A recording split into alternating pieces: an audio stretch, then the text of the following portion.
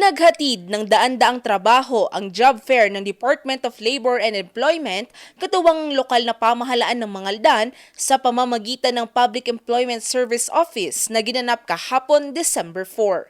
Bahagi ito ng pagdiriwang ng ika-72 anibersaryo ng DOLE na layuning makapagbigay ng oportunidad sa mga residente.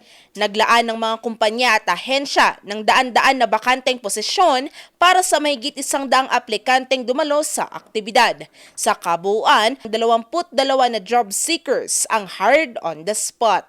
Sinigurado ng PESO na naging maayos ang proseso mula sa registration hanggang sa pagpasa ng mga aplikasyon ng mga aplikante.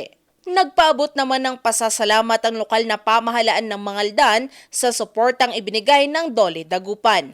Layon ng job fair na ito na mas mapalapit ang mga oportunidad sa mga residente ng Mangaldan nang hindi na nila kailangang bumiyahe sa mga malalayong lugar upang makapag-apply.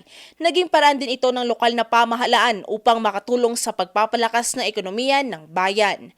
Bukod sa pagtulong sa mga individual na makahanap ng trabaho, layunin din ng aktibidad na bumuo ng mas malapit na ugnayan sa mga pagitan ng employer at job seekers upang mas madaling matugmaan ang mga kakayahan sa mga bakanteng posisyon.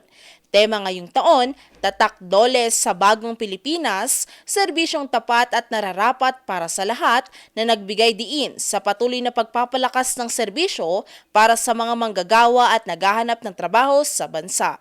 Valerie Desmaya or NG News.